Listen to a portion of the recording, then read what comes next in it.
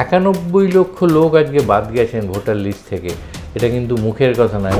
যে যেটা দেখতে চায় সেটা দেখালেই সে বিশ্বাস করে, অর্থাৎ আমি যেটা দেখতে চাই না, আমি যেটা এমনিই বিশ্বাস করি না, সেটা আমাকে দেখালেও আমি বিশ্বাস করবো না। এটা একটা, এবং এই যে বিজেপি হুমায়ুন কবিরের মিলে একটা পলিটিক্যাল প্রয়, রাজনৈতিক চক্রান্তই বলুন বা ষড়যন্ত্রই বলুন বা গেম প্ল্যান বলুন, ভালোভাবে বলতে গেলে সেটাও কিন্তু তছনছ হওয়ার পথে। যে কোনো কিছু হলেই তো একটা তদন্ত হয়। আজকাল তো দেখি মুড়ি মুরগির মতো সিবিআই, ইডি, অমুক টুসুক এই সংস্থার তদন্ত হচ্ছে, তো কাছে বিশ্বাসযোগ্য হবে না। এবং একথা বলে দেওয়া ভালো খুব পরিষ্কারভাবে যে the damage has been done. Humayun কবিরকে প্যাট্রোনাইজ করে যে কথাটা ওখানে বারে বারে ভীষণ খুব হিউমিলিয়েট করে মুসলিম সমাজকে বলা আছে যে আমার 10টা অপরাধী যদি সাজা না পেয়ে বেরিয়ে যায় ঠিক আছে, কিন্তু একটা নিরপরাধ নিরীহ লোক, দোষ না করা লোক যেন সাজা না পায়। রোজ টেলিভিশনের পর্দায় আসেন, বিভিন্ন গলা ফাটিয়ে ওখানে বিশেষণটা যায়, অ্যাডজেক্টিভটা যায় বিশ্লেষক, কিন্তু আসলে কোনো না কোনো রাজনৈতিক দলের হয়েই কথা বলেন। যারা আজকে ঊর্ধ্ববাহু হয়ে নাচছেন, বেশ কিছু তথাকথিত শিক্ষিত লোক, বিশিষ্ট লোক, বিদগ্ধ লোক, যে এইবার বুঝে যাবে তৃণমূল কত ধানে কত চাল। সাধারণ মানুষ সত্যিটা জানুক, ট্রুথ মাস্ট প্রিভেল।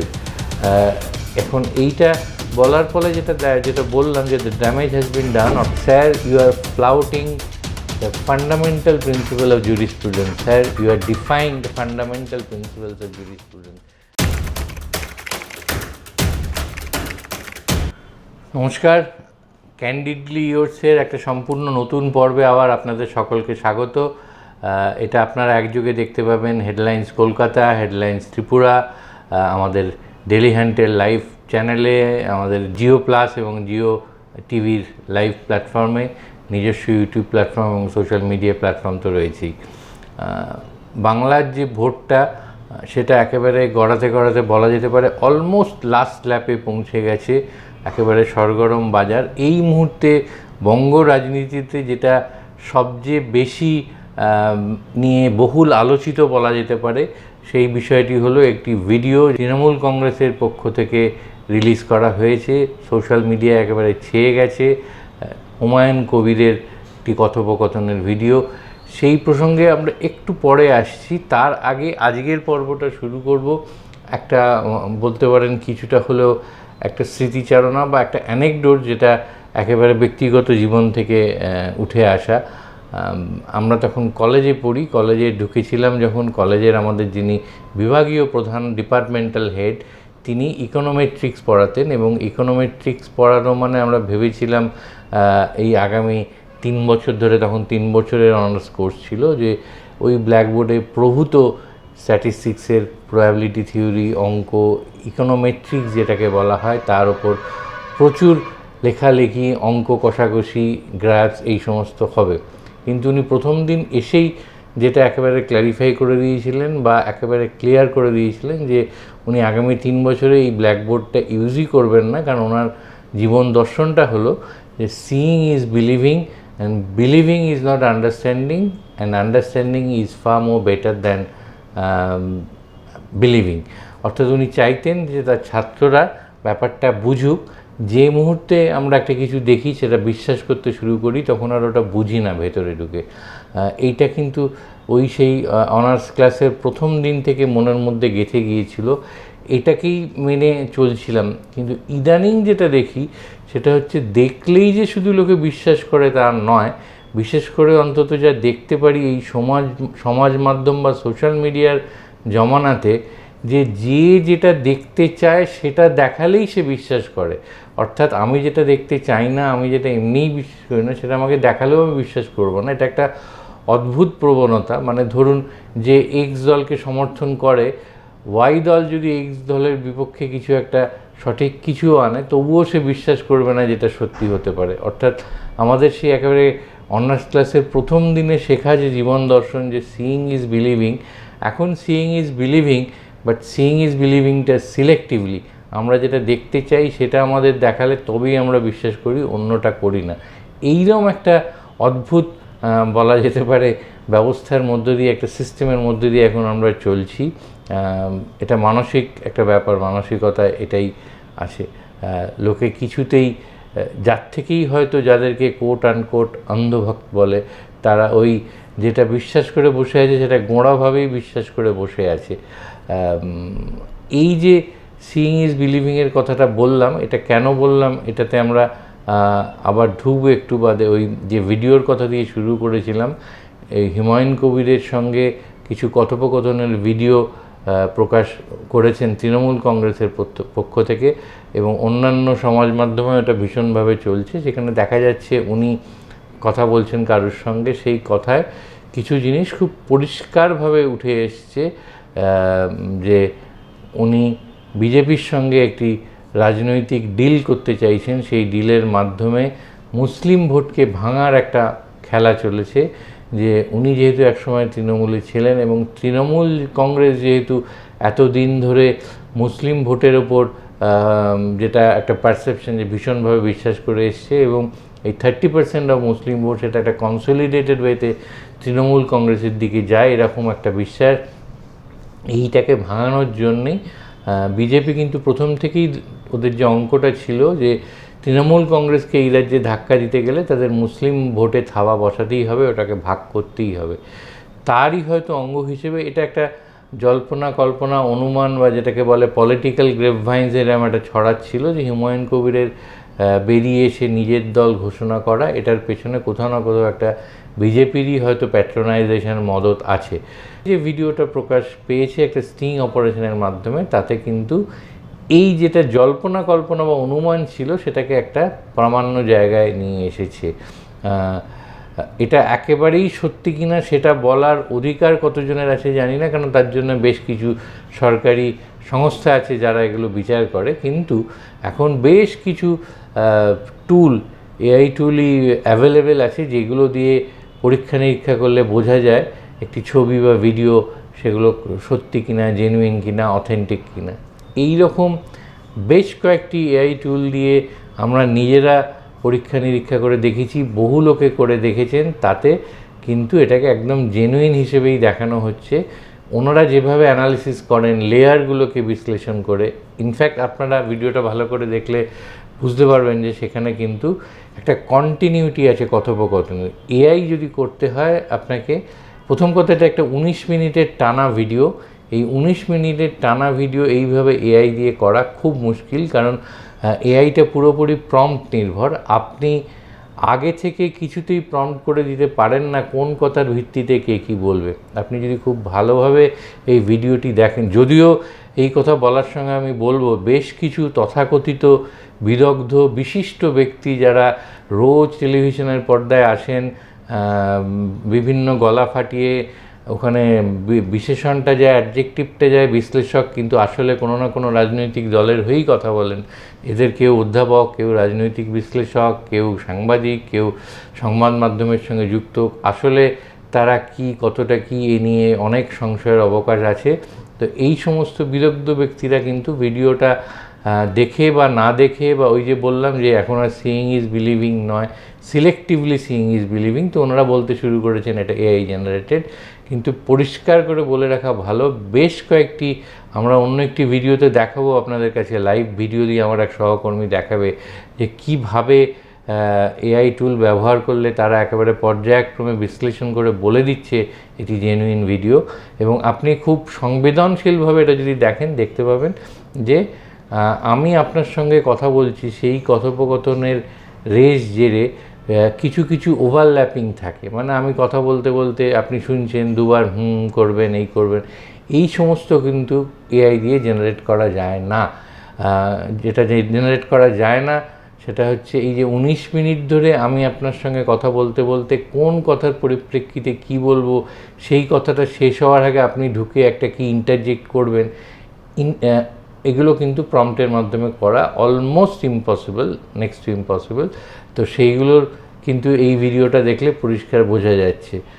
ব্যাকগ্রাউন্ড নিয়েও অলরেডি অনেকে বলতে শুরু করেছেন, কেউ কেউ তো দেখলাম একেবারে সেই জায়গা, বিশেষ জায়গা, কোন গলির পাশে, কোন বিল্ডিংয়ের পাশে সেই ঘর, যেই ঘরে এটি হয়েছে, কোন সময় হয়েছে, একেবারে কোন তারিখে হয়েছে, সমস্ত পুঙ্খানুপুঙ্খ সত্যই কিন্তু বেরিয়ে আসছে। এটা এরপর যতই গলা চিৎকার করে কেউ বলতে চেষ্টা করুক এআই জেনারেটেড, এটা কিন্তু একটা বড় অংশের কাছে বিশ্বাসযোগ্য হবে না। এবং একথা বলে দেওয়া ভালো খুব পরিষ্কারভাবে যে দ্য ড্যামেজ হ্যাজ বিন ডান। ড্যামেজটা এই জন্য বলছি, যে অঙ্কটা, যে পলিটিক্যাল প্লয়টা করা হয়েছিল, যে হুমায়ুন কবিরকে প্যাট্রোনাইজ করে যে কথাটা ওখানে বারে বারে ভীষণ খুব হিউমিলিয়েট করে মুসলিম সমাজকে বলা আছে যে বোকা, তাদেরকে বোকা বানানো সহজ, আমাকে 1000 কোটি টাকা দিলে আমি তাদের এইভাবে বোকা বানাবো, আমি বিজেপিকে গালাগালি দেবো, বিজেপি আমাকে গালাগালি দেবে, তারপরে ভোটের পরে আমি 80-100টা সিট নিয়ে এলে দেখা যাবে আমাকে চিফ মিনিস্টার বা ডেপুটি চিফ মিনিস্টার করতে হবে বা কন্ট্রোল আমার হাতে থাকবে, তখন আমি আবার ওদের বুঝিয়ে দেবো, বাবরি মসজিদও হলো কি না হলো আমার কিছু যায় আসে না। এই সমস্ত প্রসঙ্গ, এগুলো আমি বলছি যদি তর্কের খাতিরে ধরিনি সত্য নয় এআই জেনারেটেড, তাহলে একটা সাধারণ মানুষ হিসেবে খুব সহজ একটা প্রশ্ন থেকেই যাবে যে যে কোনো কিছু হলেই তো একটা তদন্ত হয়। আজকাল তো দেখি মুড়ি মুরগির মতো সিবিআই, ইডি, অমুক তুসুক এই সংস্থা তদন্ত হচ্ছে। তো এই যে ইলেকশনের আগে এত বড় ঘটনা, এত নাকি স্ট্রিক্ট ইলেকশন কমিশন, তারা কেন এগুলো দেখবে না, কেন কোনো তদন্ত হবে না? একটা ন্যূনতম তদন্ত তো একটা সাধারণ মানুষ আশা করতেই পারে। যারা আজকে একেবারে উড়িয়ে দিচ্ছেন, নস্যাৎ করে দিচ্ছেন, তারা কেন সেই তদন্তের দাবিটাও করছেন না? এবং তদন্তে যদি প্রমাণ হয় এটা ভুয়ো, ফেক, তাহলে যারা এগুলো করেছেন তাদের জন্য একেবারে যত কঠিনতম শাস্তি হওয়া উচিত হোক, কেউ তাতে বাধা দিতে যাবে না। কিন্তু অ্যাটলিস্ট সাধারণ মানুষ সত্যিটা জানুক, ট্রুথ মাস্ট প্রিভেল। এখন এইটা বলার ফলে যেটা বললাম যে দ্য ড্যামেজ হ্যাজ বিন ডান, অর্থাৎ যারা কিন্তু একসময় হুমায়ুন কবিরের সঙ্গে হাত মিলিয়েছিলেন, আমরা যদি মিমের আসাউদ্দিন ওয়েসির কথা ধরি, উনি একটা ইলেকটোরাল অ্যালায়েন্স করেছিলেন হুমায়ুন কবিরের সঙ্গে, উনি একেবারে সঙ্গে সঙ্গে প্রায় ইনস্ট্যান্টলি এই জোটটা ভাঙার কথা ঘোষণা করে দিয়েছেন। এবং যাদেরকে প্রার্থী হিসেবে হুমায়ুন কবির অ্যানাউন্স করেছিলেন, যাদের নাম, তাদের একটা বড় অংশ বেরিয়ে আসতে শুরু করেছে, তাদের কেউ কেউ আবার তৃণমূলেও যোগ দেওয়া শুরু করেছে। এই মানুষগুলো কিন্তু একটা ন্যূনতম নিজের লেভেলে কোনো তদন্ত না করে বেরিয়ে আসছে, এটা মনে করার কোনো কারণ নেই। কারণ তারাও দেখেছেন যে এটা কতটা বিশ্বাসযোগ্য, তবেই বেরিয়ে আসছে। না হলে তারা কিন্তু যেরকম অন্য কিছু লোক যারা আপাত নিরপেক্ষ, আসলে নিরপেক্ষ নন, এটাকে উড়িয়ে দিচ্ছেন এআই জেনারেটেড বলে, তাদের মতোই তারাও এটাকে এআই জেনারেটেড বলে উড়িয়ে দিতে পারতেন। তা কিন্তু না করে, সেটা তাদের জন্য অনেক ভালো হতো, সহজ হতো। সেটা না করে তারা যখন এই জোট ভাঙা বা দল থেকে বেরিয়ে আসা, কিছুদিন আগে যারা প্রতিপক্ষ ছিল রাজনৈতিক, সেই দলে যোগ দেয়, এইগুলো শুরু হয়েছে, এটাতে কিন্তু একটা প্রমাণিত হচ্ছে যে একটা প্রাথমিক প্রমাণ তারাও পেয়েছেন, তবেই তারা এই বেরোনো শুরু করেছেন। অর্থাৎ এই যে প্লয়টা ছিল মুসলিম ভোটের একটা ভাঙা চেষ্টা, সেইটা কিন্তু বলা যেতে পারে হুমায়ুন কবিরের দল একেবারে তছনছ হওয়ার পথে। এবং এই যে বিজেপি হুমায়ুন কবিরের মিলে একটা পলিটিক্যাল প্লয়, রাজনৈতিক চক্রান্তই বলুন বা ষড়যন্ত্রই বলুন বা গেম প্ল্যান বলুন, ভালোভাবে বলতে গেলে, সেটাও কিন্তু তছনছ হওয়ার পথে। এই সব কিছুকে মাথায় রেখে যেটা খুব জরুরি, যেটা বলছিলাম, যে একটা ন্যূনতম তদন্ত হওয়া তাদের স্বার্থেও প্রয়োজন। তাড়াতাড়ি তদন্ত হলে প্রমাণ হবে যে হয়তো তারাই ঠিক বলছেন যে এটা পুরো ফেক বা ভুয়ো। এতক্ষণ এইটার যে মূলে আছে সেটা কিন্তু ওই মুসলিম ভোট ভাগ করা। প্রথম দিন থেকেই কিন্তু যেটা বলছিলাম যে এই রাজ্যে তৃণমূল কংগ্রেসকে পরাভূত করা বা পর্যুদস্ত করার জন্যে ওই ভোটটা ভাঙার খুব জরুরি ছিল। সেই জন্যে নানান রকমের গেম প্ল্যান, স্ট্র্যাটেজিস হয়েছে। তার আরেকটা মনে করা হচ্ছিল, এই যে ভোটের আগেই তড়িঘড়ি কোনো রকম প্রস্তুতি ছাড়াই এসআইআরের যে প্রণালীটা বা প্রক্রিয়াটা শুরু হয়েছিল, তার মূলে কোথাও কি শুধু একেবারে বেছে বেছে একটা বিশেষ জনগোষ্ঠীর লোককে বাদ দেওয়ারই খেলা ছিল? 91 লক্ষ লোক আজকে বাদ গেছেন ভোটার লিস্ট থেকে, এটা কিন্তু মুখের কথা নয়। এবং মনে রাখতে হবে, যারা আজকে ঊর্ধ্ববাহু হয়ে নাচছেন, বেশ কিছু তথাকথিত শিক্ষিত লোক, বিশিষ্ট লোক, বিদগ্ধ লোক, যে এইবার বুঝে যাবে তৃণমূল কত ধানে কত চাল। দরকার নেই তৃণমূল হারুক, একেবারে ভোকারটা হারা যাকে বলে ঘুড়ির ভাষায়, তাতেও হারুক, কিন্তু এই যে 91 লোকের ভোটাধিকার কারা হলো, এবং তাই নিয়ে নানান মন্তব্য আসছে, মানে খুব আশ্চর্যজনকভাবে আমাদের বিচার বিভাগ থেকে এরকম কথা বলা হচ্ছে যে এইবার ভোট না দিতে পারলেও তাদের পরবর্তীকালে ভোট দেওয়ার অধিকার থাকবে, তারা একটা প্রক্রিয়ার মধ্যে দিয়ে সেটা করতে পারবে। আমার মনে হলো one of the most fundamental principles of jurisprudence কী জানেন তো, যে আমার 10টা অপরাধী যদি সাজা না পেয়ে বেরিয়ে যায় ঠিক আছে, কিন্তু একটা নিরপরাধ নিরীহ লোক, দোষ না করা লোক যেন সাজা না পায়। এই যে ঘটনাটা ঘটছে স্যারের নামে, এসআইআরের নামে, তাতে কিন্তু বহু জেনুইন বোনাফাইড ভোটার বঞ্চিত হচ্ছেন তাদের একটা মৌলিক অধিকার টু এক্সারসাইজ দেয়ার ইউনিভার্সাল অ্যাডাল্ট ফ্র্যাঞ্চাইজি, যেটাকে ভোটাধিকার বলে গণতান্ত্রিক দেশে। সেইটা অধিকার, তাদের মৌলিক অধিকার, সেইটা থেকে তাদের ডিনাই বা ডিপ্রাইভ করা হচ্ছে, তাদের মৌলিক অধিকার খর্ব করা হচ্ছে। এইটা কিন্তু তাদের একটা বিনা অপরাধে সাজা দেওয়ার মতোই, তারা অপরাধ না করেও সাজাপ্রাপ্ত হচ্ছে। কাজেই এই যে, মানে যদি অন্যভাবে বলতে হয় যে sir you are flouting the fundamental principle of jurisprudence, sir you are defying the fundamental principles of jurisprudence.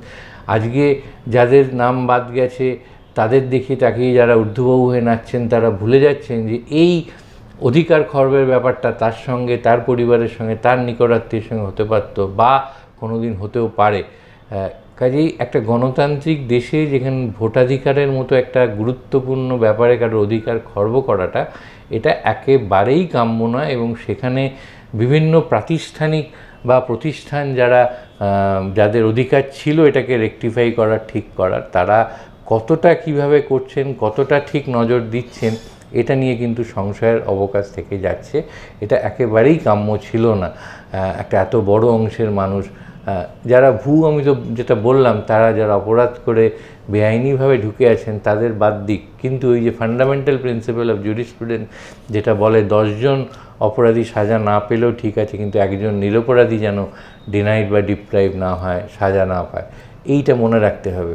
তো এইখানেও কিন্তু সেই একই ব্যাপার, যেটা দেখা গেল যে মুসলিম ভোটকে টেনে নেওয়ার বা কমানোর জন্যে যে পুরো প্রক্রিয়াটা, তাতে দেখা গেল কিন্তু একটা বিরাট সংখ্যের, ইনফ্যাক্ট সেই সংখ্যাটা মুসলিম পপুলেশনের থেকে বেশি যারা বঞ্চিত বা ভোটাধিকার থেকে বঞ্চিত হলেন, লিস্টে নাম কাটা গেল, তার মধ্যে একটা বিরাট অংশ রয়েছে হিন্দু ভোটার।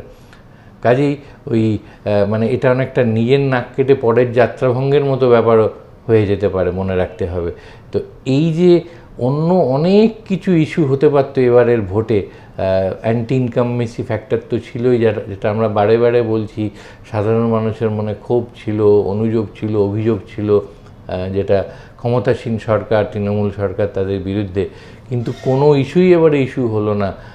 এসআইআরটা একটা মূল ইস্যু হয়ে গেল, এবং এই যে বাঙালির বিরুদ্ধে একটা তাদের অধিকার খর্ব করার লড়াই, এইরকম একটা ইস্যু হয়ে গেল। ভোটটায় যেন মূল ইস্যুটা হয়ে গেল বাঙালি বনাম বাঙালির বিরুদ্ধে একটা অধিকার খর্ব করার লড়াই করতে আসা একটা গোষ্ঠী, কাল্পনিক গোষ্ঠী নয়, তারা একটা ফিজিক্যাল একটা গ্রুপ, যেটাকে আইডেন্টিফাই করা গেছে। এইটা পুরো যে স্ট্র্যাটেজিটা নেওয়া হয়েছিল সেটা আলটিমেটলি ব্যাকফায়ার করবে না তো স্যাফরন ব্রিগেডের দিকে? এই প্রশ্নটা কিন্তু চৌঠা মের পরে এর উত্তরটাও পাওয়া যাবে। মনে রাখতে হবে এইবারে যত রকমভাবে চেষ্টা হয়েছে এই সরকারকে উৎখাত করার জন্যে, সেটা গণতান্ত্রিক প্রক্রিয়ার মধ্যে দিয়ে হলে কারোর কিছু বলার থাকতো না। মানুষ যদি চায়, গণতন্ত্রে মানুষই শেষ কথা বলে, একটা সরকারকে উৎপাটন করে অন্য সরকার আসতেই পারত, কিন্তু সেই সরকারকে উৎপাটন করার জন্যে যে প্রক্রিয়া, যেভাবে সর্বশক্তি দিয়ে নেমে করা হচ্ছে, সমস্ত প্রাতিষ্ঠানিক ক্ষমতা ব্যবহার করে, তারপর এই হুমায়ুন কবিরের যে ভিডিওটা সামনে এসছে, এই ধরনের যেগুলো একেবারে নক্কারজনক প্রচেষ্টা, সেইগুলোর মধ্যে দিয়ে যে একটা সরকারকে, নিজেদের সরকারকে আনা, অন্য সরকারের পতন ঘটানো, টপল করা, এই চেষ্টাগুলো বাংলার সংবেদনশীল মানুষ কতটা ভালোভাবে নেবেন তারও জবাব কিন্তু চৌঠা মে পাওয়া যাবে যখন খোলা হবে। মনে রাখতে হবে, এত কিছুর পরেও যদি বাই এনি চান্স ধরা যায় যে তৃণমূল কংগ্রেস তাদের সরকার বজায় রাখলো, ধরে রাখতে পারলো, এবং বিরোধীদের সমস্ত প্রচেষ্টা ব্যর্থ হলো, তখন কিন্তু ওনাদের আর মুখ লুকোনোর জায়গা থাকবে। তো কাজেই খুব বেশি আগে বেড়ে খেললে একটা প্রবলেম হয়, পেছনে ফেরার রাস্তাটা থাকে না, সেই রাস্তাটা বোধহয় ওনারা না রেখেই এগিয়ে যাচ্ছে। এখনও কিচ্ছু বলা যাচ্ছে না, অনেক জল ঘোলা আরও হবে যত নির্বাচন এগিয়ে আসবে। এরা একটা ভিডিও রিলিজ করেছে, ধরে নেওয়া যেতেই পারে অন্য শিবিরও তারাও এর পাল্টা হিসেবে কিছু একটা রিলিজ করবে। কিন্তু এই কথা সত্যি যে এবারের ভোটটা অন্য অনেক ভোটের থেকে বা সব কটা ভোটের থেকে ঐতিহাসিকভাবে অনেক বেশি জটিল, অনেক বেশি ইন্টারেস্টিং এবং অনেক বেশি ন্যাস্টি ইলেকটোরাল ব্যাটল হতে যাচ্ছে। যে যাকে যেভাবে পাচ্ছে এটা দলমত নির্বিশেষে আক্রমণ করা হচ্ছে। সেই আক্রমণের একটা মানদণ্ড যেটাকে বলা হয় রাজনীতিতে, সামাজিক শিষ্টাচার, সেগুলো কোনোটাই থাকছে না। সব কিছু ভেঙে এবং যেন তেন প্রকারেণ যাকে বলে যে ওইটা আমরা একটা খুব নিজেদেরকে ডিফেন্ড করতে চাই কোনো কিছু করলে, যে there is nothing unfair in love, war and politics. অর্থাৎ পলিটিক্সে যা খুশি করা যেতে পারে, সেই যা খুশির মতো অর্থাৎ যা ইচ্ছে তাই সেটাকে জুড়ে দিয়ে বলা যেতে পারে যাচ্ছে তাই। এখন ওই যাচ্ছে তাই কাজকর্মই চলছে। নানান অভিযোগ উঠছে নানান প্রার্থীদের বিরুদ্ধে এবং কোনোটাই কিন্তু প্রমাণ হচ্ছে না, শোনা যাচ্ছে। সেটা আবার ইলেকশনের প্রচারের ভিড়ে সমস্ত অভিযোগগুলোই কেরম যেন হারিয়ে যাচ্ছে। আলটিমেটলি কিন্তু ওয়ার্স্ট সাফারার হচ্ছে সাধারণ মানুষ, আমজনতা। তারা সত্যিটা জানতে চেয়েও জানতে পারছেন না এবং একটা সংশয় নিয়েই হয়তো শেষ পর্যন্ত সিদ্ধান্ত নেবেন কোন দিকে তাদের ভোটটা যাবে। এটাও একদম কাম্য ছিল না। কিন্তু ওভারঅল অ্যানালিসিসে যেটা দেখা যাচ্ছে, যেটা প্রথম থেকেই আমি বলতে চেষ্টা করছি, যে এই যে একটা ভোট, একটা বিশেষ গোষ্ঠীর ভোট, একটা বিশেষ সম্প্রদায়ের ভোটকে কমিয়ে ভাগ করে দিয়ে একটা জেতার চেষ্টা, সেইটা কোথাও না কোথাও একটা বড় ধাক্কা খেলো। এবং মনে রাখতে হবে এই হুমায়ুন কবিরের দলের সঙ্গে কিন্তু সিপিএমের মোহাম্মদ সেলিমও দেখা করেছিলেন এবং একটা নির্বাচনী জোট গড়ার কথা ভেবেছিলেন। ফলে এই ভিডিও প্রকাশ্যে আসার পরে সিপিএমের ইমেজ বা ভাবমূর্তিও কিন্তু ধাক্কা খাবে। অর্থাৎ একদিক থেকে যেমন বিজেপি ধাক্কা খাবে, হুমায়ুন কবির নিজে ধাক্কা খাবে, সিপিএম ধাক্কা খাবে। এই এতটা এইভাবে করার কতটা দরকার ছিল সেই প্রশ্ন কিন্তু উঠবে চৌঠা মের পরে। তো এই সব কিছু মিলে একেবারে জমজমাট ভোটের বাজার। আমরা যেটা বললাম, যেটা দিয়ে শুরু করেছিলাম, আবার ওই কথাতেই ফিরে যাই যে আমরা যেটা দেখি সেটাকেই বিশ্বাস করি, কিন্তু বুঝতে চাই না। আমরা চাইব, আমরাও সবসময় চেষ্টা করব যে আপনাদেরকে ব্যাপারটা বোঝাতে, সত্যটা কি, যেটা দেখা যাচ্ছে সেই সত্যের আড়ালে আসল সত্যটা কী বা কী হতে পারে আমরা যতটা বুঝবো সেইটা দিয়ে আপনাদেরও বোঝাতে চেষ্টা করব। আপনারা চোখ রাখুন, দেখতে থাকুন হেডলাইন্স কলকাতা, যেটা জিও টিভি এবং জিও প্লাস টিভির পর্দায় লাইভ দেখা যাচ্ছে, ডেলি হান্টে লাইভ দেখা যাচ্ছে এবং আমাদের নিজস্ব ইউটিউব চ্যানেল এবং অন্যান্য সমাজ মাধ্যমের প্ল্যাটফর্ম তো আছেই। যে কথা আমরা বলি যে আমরা নিরপেক্ষ নই, আমরা সত্যের পক্ষে, এই থিমটা নিয়েই আমরা চলি। এবং অনেকেই আমাদের অনেক ভিডিও দেখে নানান কটু মন্তব্য করেন, সেগুলো আমরা ভালোভাবেই নিই। সত্যি কথা বলতে গিয়ে যদি একটা দলের কেউ বলে চটিচাটা, অন্য দলের কথা বলতে গেলে তখন আবার এই দলটা বলবে ওই দলের সমর্থক, এইসব তো আসবেই। কারণ ওই যেটা বললাম আমরা, যে কখনোই যতক্ষণ আমি তোমার পছন্দের কথাটা বলছি ততক্ষণ আমি ভালো, যে মুহূর্তে আমি তোমার অপছন্দের কথা বলছি তখন আমি খারাপ হয়ে যাই। এরকম প্রচুর উদাহরণ আছে, ভুরি ভুরি দেওয়া যায়। তো আমরা ওগুলো খুব একটা গায়ে মাখি না। আমরা যেটা বুঝি এবং আপনাদের যেটা বোঝা উচিত বলে মনে করি সেইটা আপনাদের সামনে তুলে ধরে বোঝাতে চাই। এই মুহূর্তে দাঁড়িয়ে যেটা রাজনৈতিক প্রেক্ষাপট, তাতে যেটুকু বোঝানোর দরকার ছিল আমরা যতটুকু বুঝেছি সেটা বোঝালাম। এটার বিচার বিশ্লেষণ আলটিমেটলি আপনাদেরই করতে হবে, কারণ প্রত্যেকটা ভোট আপনার নিজস্ব। আপনি কাকে ভোট দেবেন সেটা আপনার একান্ত ব্যক্তিগত, একান্ত নিজস্ব। কিন্তু অবশ্যই বুঝে শুনে এবং যাতে নিজের ভালো দশের ভালো হয় সেইটা ভেবেই ভোটটা দেওয়া উচিত। দেখতে থাকুন headlines Kolkata. Ma, there's this new Bengali matrimonial website, BABandhan.in. It's safe, verified, and just for us. Really? देर न करें, आज ही रजिस्टर करें। Bandhan.